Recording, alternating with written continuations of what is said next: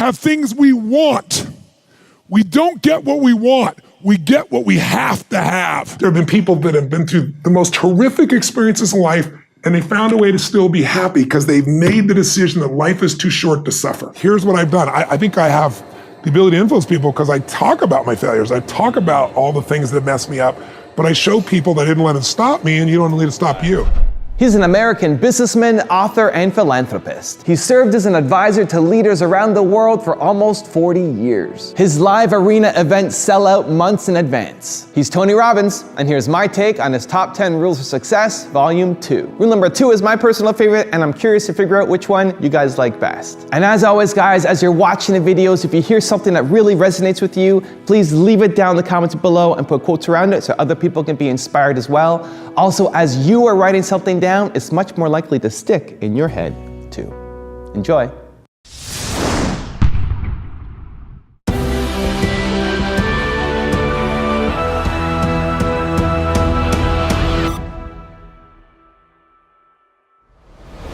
When people ask, what does it take to succeed? The one answer I give them is hunger. That hunger is the greatest asset that you'll see in everybody from Richard Branson to Google or an Apple or Facebook, these giant companies. You got to become a master of your ability to turn on your determination or your creativity or your hunger or your passion or whatever it is it's going to take for you to get from where you are to where you really want to be. Intelligence is so valuable, but there are so many smart people that can't fight their way out of a paper bag. Hunger is that part of you that says, I will not stop. I will not get up. I will not settle for less than I can be or do or share or give. The number one thing that's going to change your life, the only thing that will change your life, change your business, change your money, change your relationship, is you must raise your standard. Now, I know that sounds boring, stupid, basic, but it's the truth. The only thing that changes our life long term is when we raise our standards. What does that mean? That sounds so boring and dumb. It means that all of us in life have things we want. We don't get what we want. We get what we have to have. Remember I said earlier, we all get what we tolerate in ourselves and other people.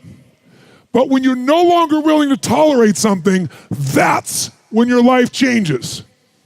The difference in people is their standards, period. The difference in people is their standards, period. And what do I mean by standards? Everyone in the world has a list of things they think they should do. I should lose weight. I should work out. I should spend more time with my kids. I should work harder. I should make more calls. I should. And then you know what? People don't do their shoulds. And they get mad at themselves, and they what I call should all over themselves. They beat themselves up about it. What changes people is when your should becomes a must. When suddenly the thing you said should happen has to happen. That's when human beings change. It's like if you want to take the island and you're the head of the army and you want to take the island, the most powerful way to take the island is burn the boats. Because if there's no way to go back, it's amazing what happens when it's a must to do something versus a should. That's what makes human beings succeed. So you really have to decide. The most important decision is, do I want to be happy? Will I commit to being happy? More important than happy. Sometimes you'll be so happy you smile so much your face hurts, right? You need variety. Am I committed to living in a beautiful state even when it doesn't go my way? Even when it rains on my parade? Even when my biggest fear shows up? Because I can't control whether your husband or wife will live or die or get sick or leave you or get a divorce. I don't want any of that to happen to any human being. I hate suffering. I do anything I can to help people not suffer. But I can't control that. You can. There are people who have lost their arms, lost their sight. There have been people that have been through the most horrific experiences in life, and they found a way to still be happy because they've made the decision that life is too short to suffer. I've interviewed dozens and hundreds over the years, but dozens that have impacted my soul, that made me realize I can change this. I've just gotten used to it. I've bought into the theory that this survival software that's constantly running and making you suffer, that's normal. No, that's what the mind will do. And mind has been around forever. What I'm going to do is something different. And the way I get out of suffering, I give myself a 90-second rule. It's really simple. I say, look, if I feel myself starting to feel that stress, feeling that pissed offness or upsetness or concern or worry about my kid, whatever, I realize that's not going to make it better. Life's too short to suffer. And then I just kind of breathe slowly, slow everything down, and I just watch the thought go by and go, look at that crazy thought. Because everybody's had crazy thoughts. Everybody's had a thought, I'm going to kill that son of a bitch, right? And then you don't kill them because you don't believe that thought. It's the thoughts that are stressful that you believe that mess you up. When you question them, you break the pattern. The more I've done it's like a muscle. The more I've trained myself to do it, I can authentically tell you now, it takes a lot for something to take more than 90 seconds for me now. And the level of joy surpasses all the money you could ever have in a million years. And then the money, it's easier to even make money because you're not attached. You don't have the fears. You don't have the scarcity that people have because you feel so rich already right now. I always tell people, don't wait to be rich. What is that richness? It's abundance, it's joy, it's happiness, it's contribution, it's getting out of yourself. Because as long as we're thinking about, oh my God, I lost something, or you did something, now I have less love, less respect, less money. If I think lost less, or because you did something, or because I did something, I'm never gonna have what I want in my life, lost less, never. Those three thought patterns, they're the source of all suffering. And the antidote, see it for what it really is, know it's BS, and find something to appreciate. Most people who start business very often will start 2 and 3, 4 more. And the reason they do it is because the first one isn't succeeding or they no longer lack patience. For it. Exactly right. And so what happens to that person is they're never going to be successful in most cases, unless they get lucky. You can get lucky, you can bounce across something that's easier to do. But most people are always looking for that next level. What my view is it's great to test all these things, but you got to find what is your flagship. What is it that you're going to commit your soul to? Because if you don't do that, the inevitable challenges are going to come up and you're going to then move on to something else 100%. That's more enjoyable. And so the other thing I look at is business is about constantly, not only adding such massive value, doing more for others than anybody else, but it's also simultaneously about your own psychology. It's your ability to go through thresholds of control. It's like, I can remember when I didn't have $50,000 to keep the doors open on my company. I had 12 employees and 11 wanted to quit because they hated the person running the show. And $50,000 would be like 500 million to me today. And I figured out how to get through that threshold. And once I did, like all the problems related to that were handled. I know you've done this as well. And then I had a $5 million lawsuit that was totally unfair and unjust. And I finally had just the amount of time, energy, and money I had to bite the bullet and do it. And $5 million was more than I could ever met. Then I had a partner who took a company that was losing $1 million a day and turned it to 1.5 billion in positive EBITDA. I'm not mentioning names, Amway. And he wanted me to join him in business with some other partners, not doing the multi-level side. Did the business, put in 10 million bucks. We all put in 10 million, it was 40 million in debt. But I signed joint and several, which I didn't understand in those days what that meant. And 2 of my partners were supposedly billionaires and they went broke. We bought some more companies. I ended up with $120 million in debt that I was on the hook for. No one else had any money. And I'm getting up to do a seminar wanting to throw up. It was a new threshold of control. So you know when you ski or you snowboard and you think you're just new at it and you think you're going down a blue or green and it turns out to be a double black. And you're like, yeah. And so you have 2 choices. One is you start to go down and you freak out and you're going to die. You slam on the ground and try to hang on for dear life. Or the other is, baby, you focus on where you want to go and you find a way to curve. You find a way to cut. And once you do it a couple of times, you get used to it. You have no more fear of that element. Now, my biggest one out of that led me to $1 billion. I have 31 companies now, to give you an idea, 7 different industries as diverse as like stem cells to virtual reality. We have the exclusive to the NBA now in virtual reality, give an example. I got 1,200 employees. We're on 3 continents, and we got $5 billion in sales. But I did that because I first stayed on one frickin' thing. Exactly, I got so masterful at it. There is another level.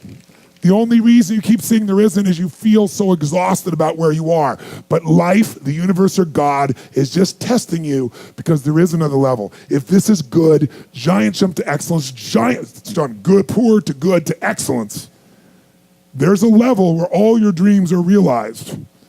There's a level that you've always dreamed about. It is real. It has not gone away. But it takes that extra burst when you think there's nothing left. There's no way. You've tried everything 10 million times and you keep going. It's almost like God is saying, if you keep hitting this wall enough times, I will see that you will not stop, that you are filled with that level of determination, faith, and courage, and then the door opens. and you get to that next level. But what most people don't know is the next level is just 2 millimeters above. And it's called outstanding, ladies and gentlemen, outstanding. What's it called? What's it called? What's it called? Outstanding, magnificent, unstoppable, extraordinary, not excellent. It's a different level. It's a level where you are not one of the best, you are the best. And you know what's amazing? You only have to be 2 millimeters more than everybody else and you get everything. You get the joy, the laughter, the fun, the family, the passion, the economics, the freedom, the spirit. It's all there. What Jerry Maguire called the Quan, baby. All of it. And it's just 2 millimeters above, and most excellent people give up because they're exhausted. And there's some people who go, the harder I hit it, the more I hit it, sooner or later it's going down, I'm not stopping. And when you do that enough, it pops open. If you're obsessed, you know what you want, you're taking massive action, maybe you modeled somebody, figure out the right action so you get there quicker, and you're executing, you still need a little grace. Some people call it luck, you could call it God, but I really believe that there's the part we do and then there's the part that comes to us. But I do know grace shows up a lot more when you do the first 2 steps on your own, and grace shows up a lot more when you acknowledge grace in your life, when you acknowledge that I was born in a world where I didn't have to build this internet that I can pull out of my pocket the answer to anything on earth. I'm driving on streets I didn't pave. I'm reading books I didn't have to write.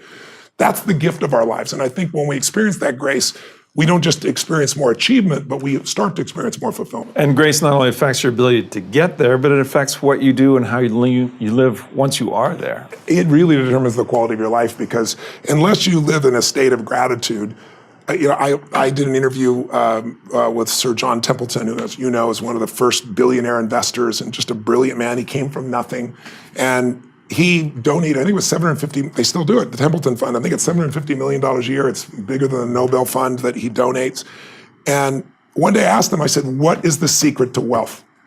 And he looked at me, paused, this big smile, and his eyes got really bright, like they always did. And he said, Tony, it's what you teach. I said, well, I teach a lot of things, which thing? And he said, gratitude. He said, because you and I, Tony, know billionaires that are miserable, and it's because they're not grateful for what they have. And we both know people have no money, seemingly, but they're so grateful for their health, for their husband, for their wife, for their children. They're so grateful to God. They're so grateful for their life that they're rich. So I think it starts with that gratitude. It starts with that connection to grace, as simplistic as that sounds. And so it's not enough just to have your financial plan. You can have all the money and be miserable. Let's have the money and be really rich emotionally, psychologically, and spiritually. Failure is part of life. I mean, the difference for me, though, is I look at failure as a stepping stone to success. It's a speed bump.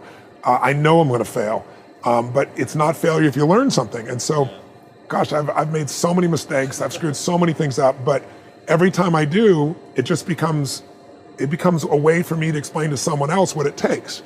It's like, here's what I've done. I think I have the ability to influence people because I talk about my failures. I talk about all the things that messed me up, but I show people that I didn't let it stop me, and you don't let it stop you. And I think that's really the secret in that area. And if everything you touch was successful, you probably wouldn't be able to relate to people as much. No, you'll be relate, and also it's be total bullshit, and everyone knows it's bullshit. And also you'd be bored silly. Right. I mean, think about it. If you just said, I want this and happen, I want this and happen, people don't value what they don't fight for. It's like you see kids sometimes your parents will say, you're not going to value this if you don't work for it.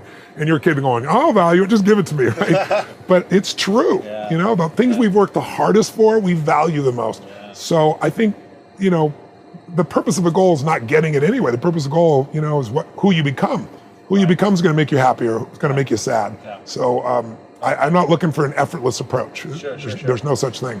So, Tony, one of the critics, actually, that I once met said, yeah, Tony's techniques, they were great for about 1.5 years, and then they wore off.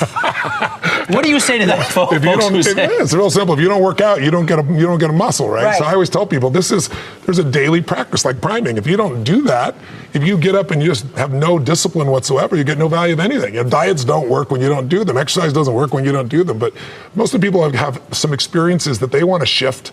And once you shift those things, your whole life changes. But life is constant growth. My life isn't here because I went to one seminar one time and now my life is fit for life. I work out, I train my mind, I train my body, and it becomes a lifestyle. It's not just like you're depending upon somebody else. I'm not here to become somebody's guru. I'm not here to give them a gift. I'm here for them to open up their own gifts. And that's really what my work has been. Somebody with vision and caring and who's willing to work their tail off to learn can take small risks and become incredibly successful. My assumption was somebody like, Sir Richard Branson. You'd assume, you see him out there taking these life risks. He risks his life, but he doesn't risk in business.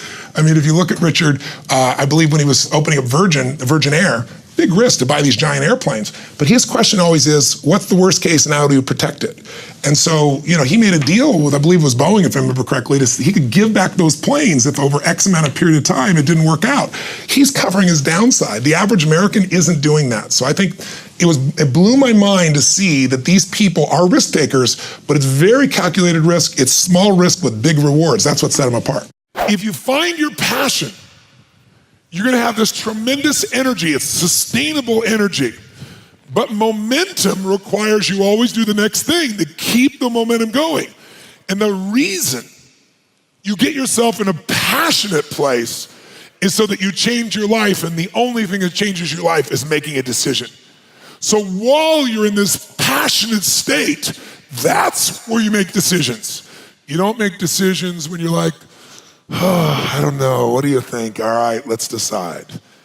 If you make a decision in a state without momentum, if you make a decision from a place where there's no passion, you are not gonna get momentum. It'll kill momentum. It's decide, commit, and resolve.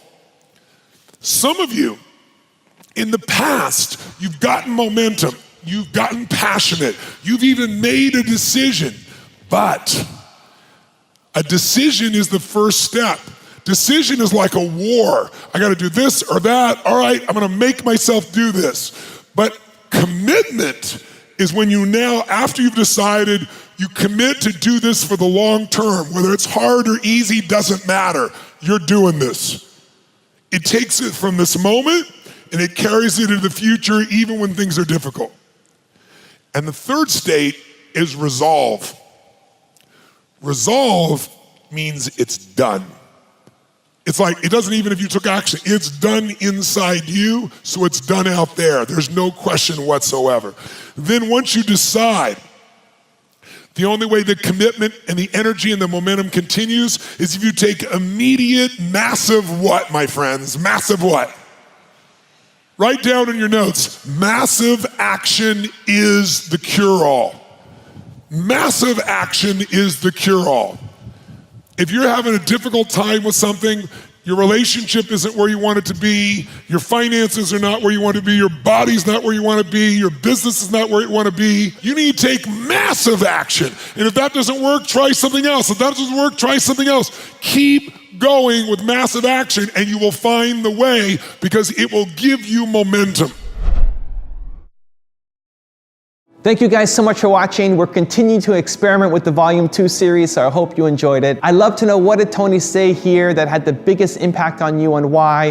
What are you going to immediately apply somehow to your life or your business? Please leave it down in the comments below and I'm going to join in the discussion. I also want to give a quick shout out to D Green. Thank you so much, man, for picking up a copy of my book, Your One Word, and making that awesome silent tribute video on YouTube. I really appreciate your creativity and your support.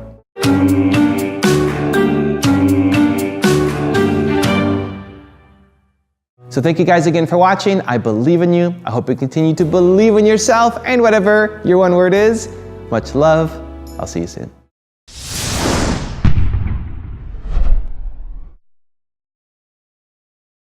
Because you'll never earn your way to financial fortune. Even people that make just loads of money, the actors, the actresses, the athletes, where are they 10 and 15 years later? I mean, 50 Cent made $100 million on vitamin water. He got a tip, and he got like a $200 or $300 million net worth, and he's bankrupt. He bought Mike Tyson's house, 25,000 square feet, and Mike Tyson made $500 million and went bankrupt. Right now, I don't know if you saw Johnny Depp, I don't know if it's gonna happen or not, but the papers are saying he may go bankrupt. He made $750 million as a movie star, but he spent $30,000 a month on wine. He must be feeling good. And secondly, he took Hunter Thompson, the reporter, he burned his body and paid $3 million to blow his ashes into the sky in a cannon. So no matter how much money you make, you can screw it up, right? But if you will just decide there's a percentage of my income that no matter what, I'm gonna have it automated. I'm not gonna see it, it's gonna go straight to an investment account. And I don't know if it's 10 or 15 or 20, those numbers sound gigantic to most people. Even if you start with 5 and build, that income does not go to anybody else, and then you put that into compounding. So listen to this. There's a young man, true story, Theodore Johnson, 1950s, worked for UPS, never made more than $14,000 in annual income in his entire life, retired with $70 million, and he didn't inherit a dime. He gave away $35 million while he's alive. Now, how is that possible? Because of compound interest. When I interview all these investors and say, what's the biggest mistake Americans make? He said, they all said, they don't tap into compound interest. They know intellectually a little bit what it means, but they don't do it. They don't do it consistently. So what do you do? It basically just means that the profits you make could go back into the investment. You keep reinvesting and it keeps growing, but it grows geometrically, right? And so a friend of his came to this man who worked for UPS and said, I'm gonna make you rich. We're gonna put a 20% tax on you. He said, I can't give up 20%. I can't pay my bills if I do that. He said, listen, if the government raised your taxes 20%, and you'd claim, you'd scream, you'd cry, you'd complain, and you'd pay it. And you get adjusted to it. But he said, this is not going to the government. This is going into an account for your future. And that compounding is what made him that much money. In the book, I give you an example of an 18-year-old boy whose father convinces him that he should save $300 a month out of his income, which is not a huge income. It sounds like a lot. But when you automate it, you forget about it. It's perfect. You adjust. Well, he does this from 18 years old to 27 for 8 years. So the total amount of money, $300 a month, about $4,000 a year, that's $28,000 total. He then leaves it in the market and never adds a dime to it from 28 years old on.